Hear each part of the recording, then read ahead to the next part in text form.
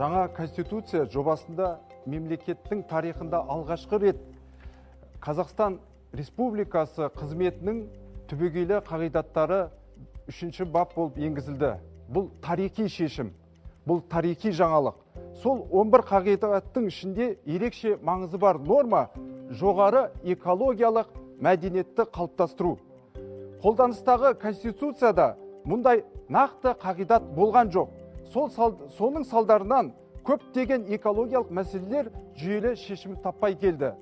Енді экология уақытша науқан емес, ұлттық деңгейде стратегиялық бағытқа айналады.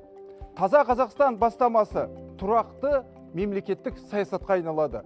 Бұл норма мемлекетке табиғи ресурстарды келер ұрпақ үшін сақтауды, азаматтардың өмір сүруін қолайлы орта қалыптастыру үшін жасалады. Қоршаған ортаға зиян келтіретін әрекеттерге тосқауыл қойылады. Ірі компаниялар мен инвесторлар қатаң экологиялық талаптарға сақтау бойынша міндеттеледі.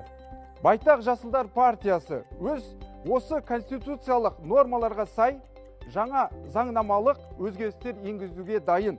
Әсіресе экологиялық кодекс аясында жер, су, ауаға зиян әкеліп отырған шығарылымдар мен қалдықтарға төлемдерді көлемін ұлғайтып, қосымша қаржы көздерін қалыптастыру арқылы Атырау, Құлсары, Өскемен, Теміртау, Алматы, Екібастұз, Балқаш, Жаңатас сияқты экологиялық ахуалы күрделі өңірлердің мәселесін шешуге дайын.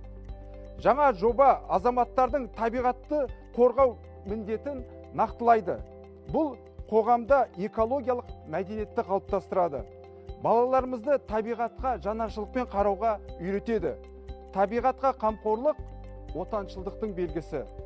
Әлемдік тәжірибе көрсеткендей, жасыл қозғалыстың дамуы демократияның кемелдеуінің негізі. Еуропада жасыл партиялар демократиялық жүйенің ажырамас бөлігіне айналған. Экологиялық нормалардың ата заңда бекітілуі Қазақстан демократиясының кемелдеуін көрсетіп отыр.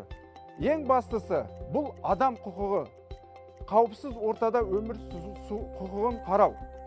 Қорытындылай айтқанда, жаңа конституция адами капиталды дамытуға арналған. Денсаулық, білім, ғылым және қоршаған ортаны қорғау мемлекеттің басымдықтарына айналады. Ал денсаулық таза ауа, таза су, таза жер мен тікелей байланысты. Қасым-Жомарт Тоқаев бастамашы болған таза Қазақстан бағыты енді конституциялық негізге ие болып мемлекеттік саясатқа айналады.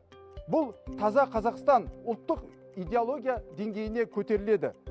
Сондықтан жоғарғы экологиялық мәдениетті қалыптастыру мемлекеттің болашағын қорғау деген сөз.